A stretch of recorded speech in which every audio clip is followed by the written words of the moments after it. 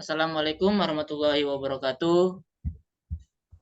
Kami dari kelompok 5 akan mempresentasikan tugas kelompok kami, yaitu uji impact. Perkenalkan, nama saya Aris Munanda dengan NIM 22338005. Saya Faji Ibrahim dengan NIM. Saya Muhammad Ihsan dengan NIM 22338056.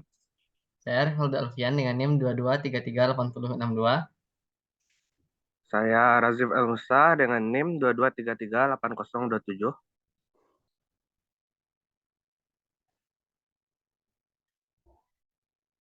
Saya akan membacakan materi, yaitu sejarah pengujian impact. Sejarah pengujian impact terjadi pada masa Perang Dunia Kedua, karena ketika itu banyak terjadi fenomena patah getas yang terjadi pada daerah las-lasan kapal-kapal perang dan kapal tanker. Di antara las-lasan kapal Di antara fenomena patahan tersebut, ada yang patah sebagian dan ada yang benar-benar patah, terbelah menjadi dua bagian. Fenomena patahan ini terjadi terutama pada saat musim dingin ketika di laut bebas ataupun ketika kapal sedang berlabuh. Contoh yang sangat terkenal tentang patahan getas adalah tragedi kapal Titanic yang melintasi Samudra Atlantik. Selanjutnya ada pengertian uji impact. Pengertian uji impact itu sendiri merupakan suatu pengujian yang mengukur ketahanan bahan terhadap beban kejut. Inilah yang membedakan pengujian impact dengan pengujian tarik dan kekerasan, di mana pembebanan dilakukan secara perlahan-lahan. Pengujian impact merupakan suatu upaya untuk mensimulasikan kondisi operasi material yang sering ditemui dalam perlengkapan transportasi atau konstruksi, di mana beban tidak selamanya terjadi secara perlahan-lahan, melainkan datang secara tiba-tiba. Contoh deformasi pada bumper mobil pada saat terjadinya tumbukan kecelakaan. Selanjutnya materi akan dibacakan oleh Revaldo. Untuk Revaldo, waktu dan tempat dipersilakan. Terima kasih moderator. Baiklah, saya akan memberikan presentasi prinsip dasar pengujian impact. Prinsip dasar dari pengujian impact adalah penyerapan energi potensial dari pendulum beban yang berayun dari suatu ketinggian tertentu dan menumbuk beban uji, sehingga beban uji mengalami deformasi maksimum hingga mengakibatkan patahan. Pada pengujian impact ini, banyaknya energi yang diserap oleh bahan untuk terjadinya perpatahan merupakan ukuran ketahanan impact atau ketangguhan bahan tersebut. Energi yang diserap oleh benda uji pada pengujian impact dinyatakan dalam satuan joule dan langsung dibaca pada skala dial. Penunjuk yang telah dikalibrasi yang terdapat pada mesin menguji. Harga impact suatu bahan yang diuji dengan metode Charpy, yaitu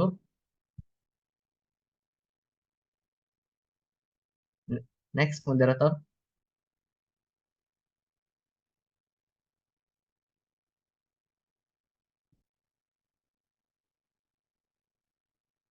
Metode Charpy yaitu HI sama dengan E per A, di mana E adalah energi yang diserap, yang satuan E adalah joule, dan A adalah luas area penampang di bawah tahqiq dengan satuan milimeter kuadrat.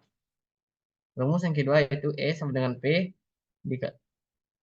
dalam kurung H0 kurang H1, di mana P adalah beban yang diberikan, yang satuannya adalah joule, dan H0 adalah ketinggian awal bandul dengan satuan milimeter. H1 yaitu ketinggian akhir setelah terjadi perpatahan benda uji dalam satuan milimeter. Next, moderator. Selanjutnya, tes dalam pengujian impact. Tes dalam pengujian impact ada dua, yaitu yang pertama, drop weight test. Drop weight test dikembangkan oleh Laboratorium Riset Naval. Standarisasinya berdasarkan ASTM, yaitu ASTM E20869. Tes naval dikenal juga dengan Nil Ductility Transition Temperature Test, yaitu tes yang dimaksud untuk keperluan luas, yakni untuk mengetahui patah atau brittle fracture dari bahan baja. Yang kedua, Notch bar test. Teknik impact test. Ada dua teknik uji impact yang standar, yaitu Charpy dan Izot. Pengujian ini bertujuan untuk menguji kecenderungan logam untuk patah getas dan untuk mengukur energi impact atau istilah lainnya yang disebut North Toughness, yaitu mengukur ketangguhan logam terhadap adanya takik. Teknik Charpy V-Notch atau CVN adalah teknik yang paling banyak digunakan. Pada uji impact, digunakan spesimen uji bertakik yang dipukul dengan sebuah pendulum. Pada teknik Izot, spesimen dijepit pada satu ujung hingga takik berada di dekat menjepit. Pendulum diayunkan dari ketinggian tertentu dan akan memukul ujung spesimen yang tidak dijepit dari depan takik. Pada Charpy, spesimen uji diletakkan mendatar kedua ujungnya ditahan. Lalu pendulum akan memukul batang uji dari belakang takik. Sekian presentasi dari saya. Selanjutnya akan dilanjutkan oleh rekan saya Ihsan.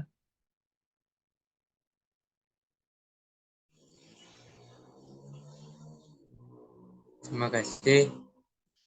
Dari selanjutnya yang pertama yaitu metode Charpy. Menggunakan batang impact yang ditumpu pada ujung-ujungnya. Benda uji Charpy mempunyai luas penampang lintang, bujur sangkar, dan mengandung takik V-min dengan jari-jari dasar 0,25 mm dan kedalaman 2 mm. Benda uji diletakkan pada tumpuan dalam posisi mendatar dan bagian yang tidak bertakik diberi beban impact dengan ayunan bandul. Benda uji akan melengkung dan patah pada laju regangan yang tinggi. Menurut ASTM, standarisasi notched bar test adalah ASTM E23-82. Berikut ilustrasi skematik pembebanan impact pada benda uji Charpy dan Izot. Next.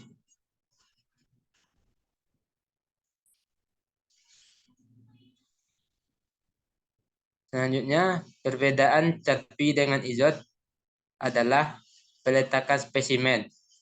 Pengujian dengan menggunakan Charpy lebih akurat karena pada Izot, pemegang spesimen juga turut menyerap energi, sehingga energi yang terukur bukanlah energi yang mampu diserap material seutuhnya. Serangkaian uji Charpy pada satu material umumnya dilakukan pada berbagai temperatur, sebagai upaya untuk mengetahui temperatur transisi. Pengukuran lain yang biasa dilakukan dalam pengujian impact Charpy adalah penelaahan permukaan perpatahan untuk menentukan jenis perpatahan atau frakografi yang terjadi. Secara umum, sebagaimana analisis perpatahan pada benda hasil uji tarik, maka perpatahan impact digolongkan menjadi 3 jenis, yakni yang pertama, perpatahan berserat atau fibrous fracture, melibatkan mekanisme pergeseran bidang-bidang kristal di dalam material atau logam yang ulet atau daktil, ditandai dengan permukaan patahan yang berserat yang berbentuk dimpel, yang menyerap cahaya dan buram. Perpatahan dimpel ditandai oleh adanya cekungan-cekungan yang berbentuk sama sumbu, parabola, atau elips, tergantung pada keadaan beban. Next.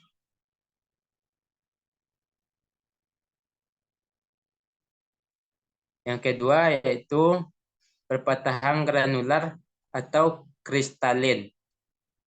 dihasilkan oleh mekanisme pembelahan atau cleavage pada butir-butir dari material atau logam yang rapuh atau brittle, ditandai dengan permukaan yang datar.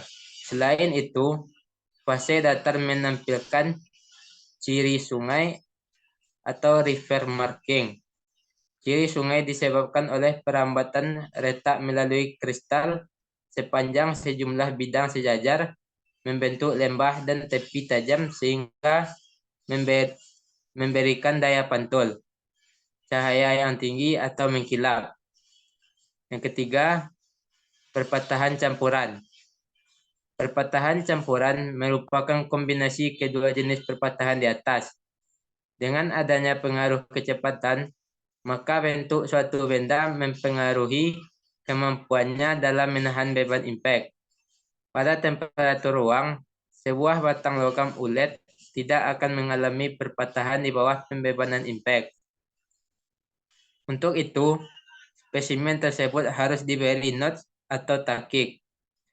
Penggunaan notes tersebut menyebabkan besarnya konsentrasi tegangan yang terlokasi yang membuat energi perpatahan paling banyak diserap pada bagian yang terlokasi tersebut dan cenderung menyebabkan perpatahan getas. Kecenderungan material ulet untuk berlaku seperti material getas ketika rusak pada benda yang terdapat takik di dalamnya sering disebut not sensitif. Selanjutnya akan disampaikan oleh Fajar Ibrahim. Terima kasih. Sekarang metode IZOT. Metode IZOT lazim digunakan di Inggris dan Eropa. Sampel uji memiliki dimensi ukuran yaitu 10 x 10 x 75 mm, lebar 10 mm, dan panjang 75 mm. Posisi takik berada pada jarak 28 mm dari ujung benda uji. Kedalaman takik 2 mm dari permukaan benda uji dan sudut takik 45 derajat. Bentuk takik berupa benda diletakkan pada tumpuan dengan posisi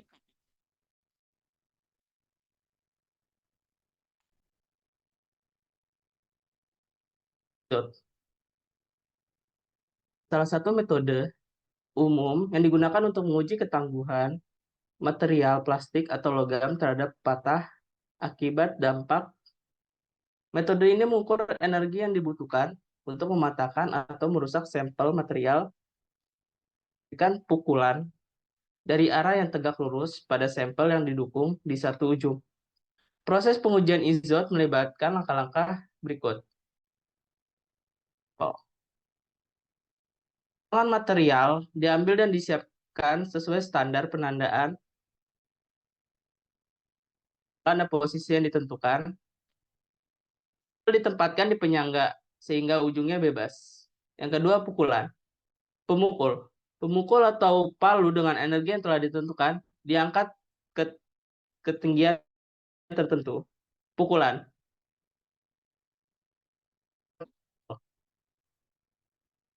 Pengukuran. Rekaman.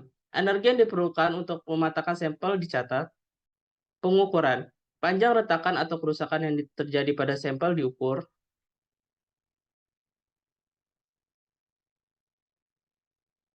Energi yang diperlukan untuk sampel menjadi indikator ketangguhan material. Hasil diinterpretasikan sesuai standar dan kebutuhan aplikasi. Misalnya ASTM atau ISO dalam pengujian serta membandingkan hasil antar material atau produsen yang berbeda.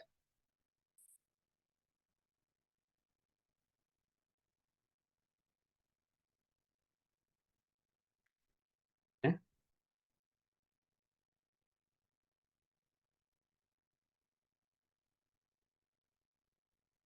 Yutemon.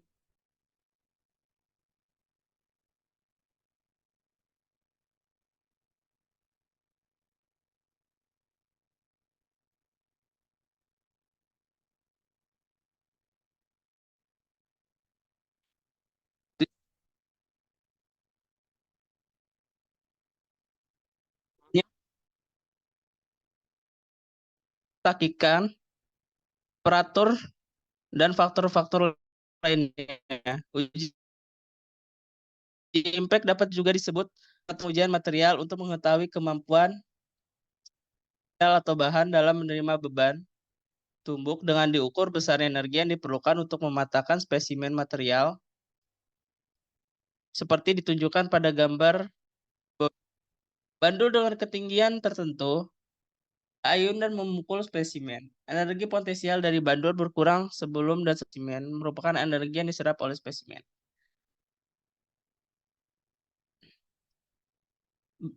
Itulah penjelasan dari saya. Selanjutnya akan dijelaskan oleh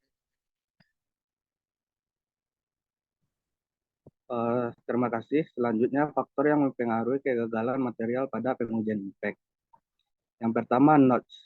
Notch pada material akan menyebabkan terjadinya konsentrasi tegangan pada daerah yang lancip, sehingga material lebih mudah patah.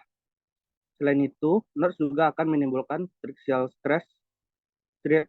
Trixial stress ini sangat berbahaya karena tidak akan terjadi deformasi plastis dan menyebabkan material menjadi getas, sehingga tidak ada tanda-tanda bahwa material akan mengalami kegagalan. Yang kedua, temperatur. Pada temperatur tinggi, material akan getas karena pengaruh vibrasi elektronnya yang semakin rendah. Begitupun sebaliknya. Yang ketiga, strain rate. Jika pembebanan diberikan pada strain rate yang biasa-biasa saja, maka material akan mengalami deformasi plastis. Karena pergerakan atomnya dalam kurung dislokasi akan bergerak menuju ke batas butir, lalu kemudian patah. Namun pada uji impact, strain rate yang diberikan sangat tinggi sehingga dislokasi tidak sempat bergerak, apalagi terjadi deformasi plastis. Sehingga material akan mengalami patah transgranular, patahnya di tengah-tengah. Atom bulan di atas butir karena dislokasi nggak sempat gerak ke batas butir. Selanjutnya, kesimpulan. Pengujian impact adalah metode untuk mengukur ketahanan suatu bahan terhadap beban kejut. Metode ini melibatkan pemukulan spesimen dengan pendulum pada kondisi tertentu, seperti Karpi dan Izot, yang umum digunakan. Takik pada spesimen digunakan untuk menciptakan konsentrasi tegangan. Hasil uji dipengaruhi oleh faktor seperti notch, temperatur, dan laju regangan. Uji ini membantu memahami temperatur transisi suatu material dari sifat getas menjadi ulet. Meskipun tidak digunakan untuk perhitungan desain, pengujian impact memberikan pemahaman tentang sifat-sifat ketangguhan bahan dan dapat digunakan untuk membandingkan bahan yang berbeda. Itu saja yang dapat saya sampaikan. Saya kembalikan ke moderator.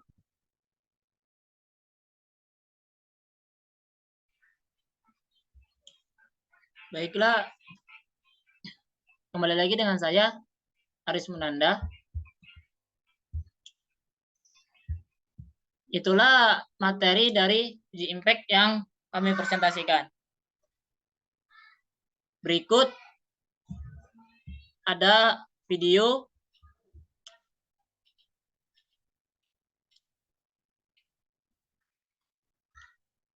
uji impact dari teknik material ITB.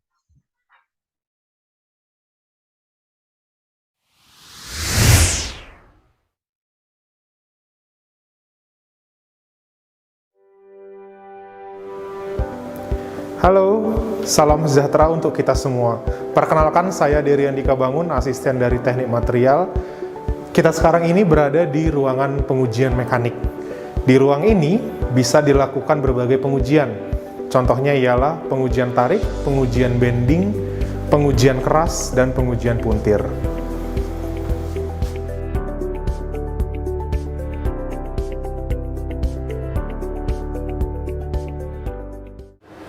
Di depan Anda adalah spesimen uji impact. Spesimen uji impact disediakan dari dua material. Yang pertama dari baja, lalu yang kanan terbuat dari aluminium. Masing-masing material disediakan 5 buah spesimen untuk diuji di berbagai temperatur yang berbeda. Ini adalah spesimen dari uji impak. Dapat dilihat ada notch di tengah spesimen ini. Dimensi yang penting untuk spesimen uji impak adalah lebar dari spesimen, tinggi dari spesimen, dan tinggi di bawah notch. Pertama kita akan ukur lebar dari spesimen. Lebar dari spesimen, contohnya ini 9,42 mili, 9,44, 9,42. Ketiga angka ini kemudian dirata-ratakan untuk mendapatkan lebar spesimen. Begitu pula dengan tinggi. Tingginya yang pertama 9,43, 9,41, dan yang satu lagi 9,41. Dari ketiga angka ini kemudian dirata-ratakan untuk mendapatkan tinggi spesimen. Lalu dari angka tinggi spesimen kemudian langsung dikurangi 2 mili untuk mendapatkan tinggi di bawah notch. Jadi tinggi di bawah notch ini didapatkan dari tinggi spesimen dikurangi 2 mili. Dan ini dilakukan pengujian ke semua sampel yang tersedia.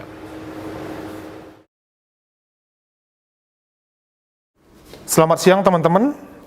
Di sini kita akan melihat pengujian impak.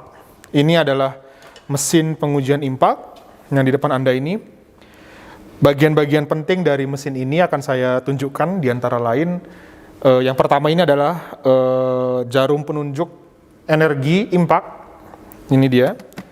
Di sini ada menggunakan metode IZOT dan Charpy. Dua-duanya bisa dilakukan di mesin ini. Selanjutnya, ini yang di atas panjang ini adalah pengangkat pendulum. Pendulum itu ini dia. Ini yang akan menghantam atau menumbuk sampelnya. Nanti sampel akan diletakkan di tanda putih itu. Ya, demikian. Begitu. Dan ini adalah garis kuning ini sebagai batas aman, karena ini sangat berbahaya sekali kalau kesenggol nanti ya bisa masuk Borromeus. Nah, nanti di sini ketika pengujian kita harus jaraknya di luar dari garis kuning ini, semua badan kita gitu ya. Begitu. Nah, saya akan mengangkat pendulumnya ke atas. Sebelumnya pengangkat ini akan saya turunkan ke bawah, saya kunci, lalu akan saya naikkan ke atas.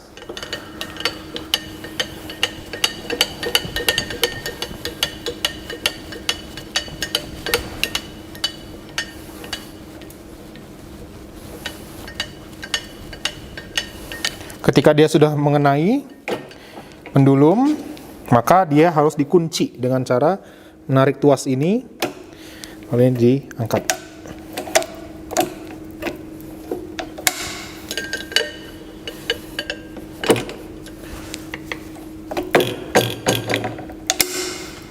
Lalu ini diputar ke atas, seperti ini, sampai maksimum. Perhatikan jarum ini akan terus bergerak ke bawah, menandakan bahwa ini akan terjadi perubahan energi ketika terjadi beban impak. Nah, pada pengujian yang kali ini kita akan mencoba menguji impak material baja ini di temperatur kamar. Perhatikan ini di sampel ini ada notch. Nah, notch ini akan membelakangi pendulum. Jadi di depan Anda ini ada notch, maka pendulum akan datang dari sini. Seperti itu, maka material akan mengalami beban bending dan mengakibatkan adanya tegangan tarik di ujung retakan. Seperti itu teman-teman. Nah, ini akan kita pasangkan di sampel holder di bawah itu.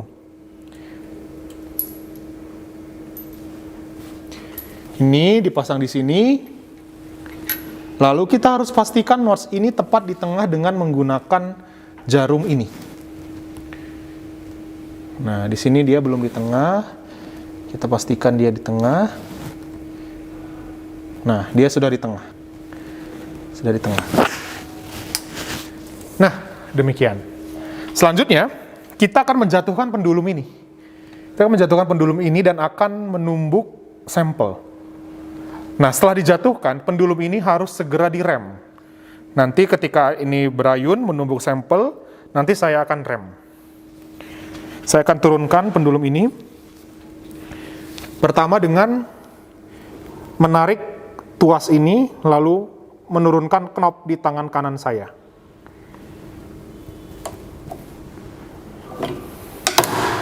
Setelah itu harus segera direm.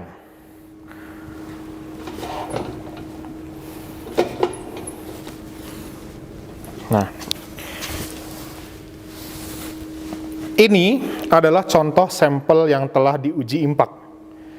Perhatikan, telah terjadi patah tetapi tidak terpisah menjadi dua. Ini salah satu contohnya. Di temperatur ruang material baja. Untuk energinya, saya akan baca di sini, itu sebesar 50 Joule. Demikian. Ya, selamat sore teman-teman. Kita akan melakukan pengujian impact di temperatur yang bukan temperatur kamar. Nah, di tangan saya ini ada namanya thermocouple. Thermocouple ini berguna untuk mengukur temperatur. Temperatur yang jauh di bawah temperatur kamar ataupun jauh di atas temperatur kamar yang tidak bisa kita pakai termometer biasa. Nah, di sini sudah ada dua spesimen impact, material aluminium dan material baja yang akan kita uji impact. Ini sudah dipanaskan, sedang dipanaskan dengan menggunakan heater. Cara mengecek temperaturnya ialah ujung dari thermocouple disentuhkan ke sampel. Seperti ini. Lalu ditunggu hingga angkanya stabil. Saat ini temperaturnya sekitar 100 derajat Celcius. Begitu pula yang aluminium. Nah, selanjutnya sampel ini akan dipasang di sini, di tempat sampel.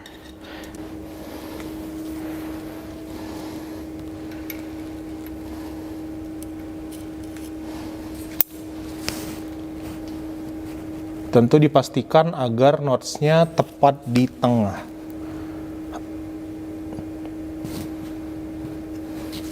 Lalu kita menggunakan thermocouple lagi untuk menghitung temperatur aktual pengujian.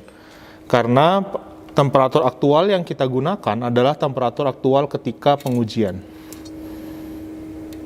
Temperaturnya ini di sekitar 89 derajat Celcius. Oleh karena itu kita tunggu hingga 85 derajat Celcius agar temperatur pengujian kita di sekitar 80 derajat Celcius.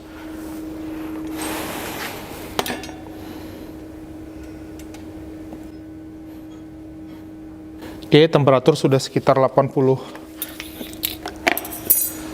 derajat Celcius. Ini kita kembalikan, lalu kita lakukan pengujian. Pertama, tarik knop ini, lalu tuasnya diturunkan. Jangan lupa untuk mengerem. Dan yang harus kita ingat adalah jangan langsung mengambil sampelnya, karena sampelnya itu akan masih panas. Begitu. Selanjutnya, untuk sampel aluminium juga dilakukan hal yang sama. Tapi sebelumnya, pendulum ini harus kita naikkan terlebih dahulu. Untuk nilai impact yang tadi sudah diuji, itu sekitar 74 Joule. Demikian. Selanjutnya, kita akan menguji sampel aluminium. Dengan cara yang sama, notch-nya kita hadapkan ke belakang. Lalu memasang ini ke dalam holdernya.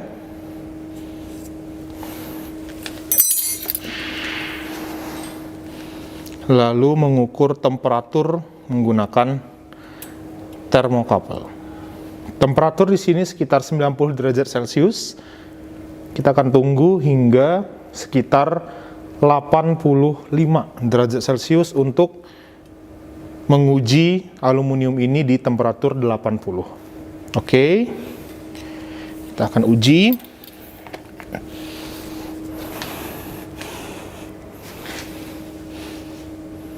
Ini sudah. Lalu setelah itu kita akan turunkan knopnya.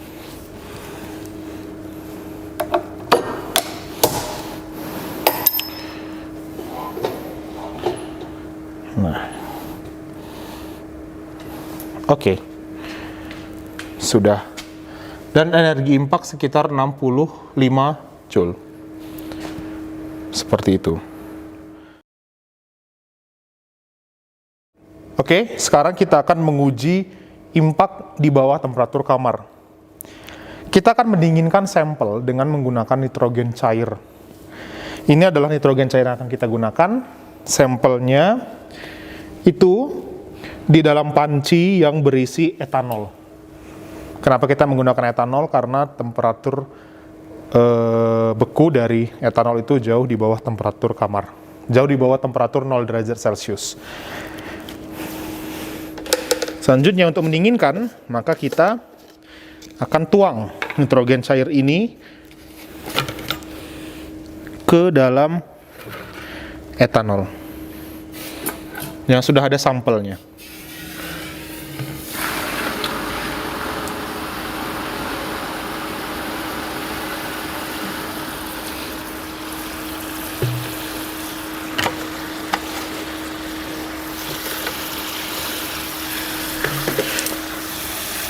Untuk melihat temperaturnya tentu saja kita bisa menggunakan termokapel.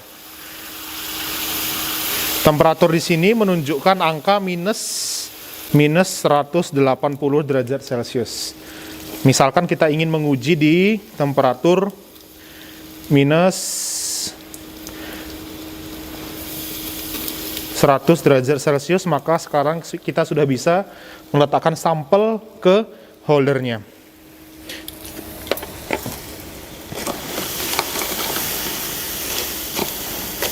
Saya harus menentukan di mana posisi notch-nya agar tidak salah ketika dipasang di holder.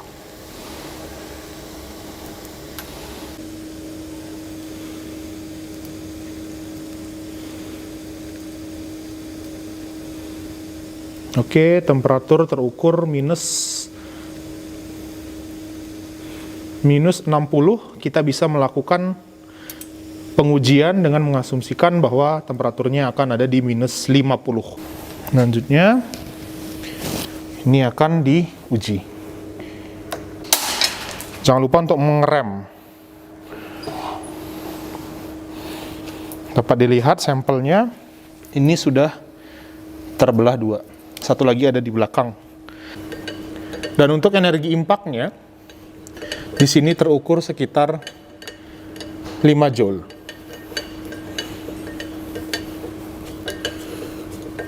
Sangat rendah jika dibandingkan dengan yang di atas temperatur kamar. Dan yang untuk aluminium juga demikian akan kita uji. Nah, sampel ini akan kita pasang di sini, di holdernya.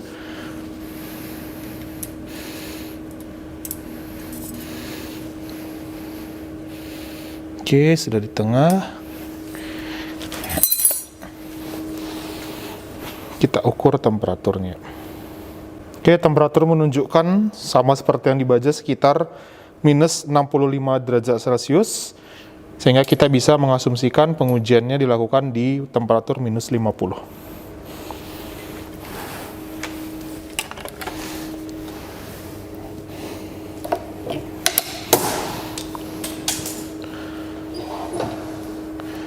Oke, angka pengujian menunjukkan sekitar 30 Joule. Demikianlah pengujian impak di temperatur kamar, di atas temperatur kamar, dan di bawah temperatur 0 derajat Celcius. Terima kasih.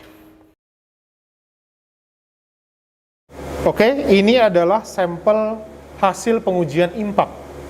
Sampel ini diuji di 3 temperatur yang berbeda. Yang atas ini di temperatur tinggi, yang tengah di temperatur ruang atau temperatur kamar, dan yang bawah ini di temperatur di bawah 0 derajat Celcius. Dari sini terlihat sekilas perbedaannya ataupun persamaan dari patahan-patahan ini. Pertama kita lihat dulu yang materialnya baja. Untuk yang temperatur tinggi ini terlihat masih ada deformasi plastis. Di temperatur kamar juga demikian. Hampir tidak ada bedanya ya. Nah, tidak ada bedanya. Beda halnya di temperatur rendah. Sampel langsung terbelah menjadi dua dan hasil patahannya rata seperti ini. Rata. Ini dia. Jika kita melihat yang aluminium dari temperatur tinggi seperti ini, terlihat sekali ada deformasi plastisnya. Di temperatur kamar seperti ini, ada bagian yang gelap atau tidak memantulkan cahaya. Beda halnya dengan yang ini. Tapi di temperatur rendah juga dia tidak berpisah seperti baja. Sehingga ya hampir tidak ada bedanya dengan yang temperatur kamar. Demikian, terima kasih. Sekianlah presentasi dari kami. Terima kasih. Assalamualaikum warahmatullahi wabarakatuh.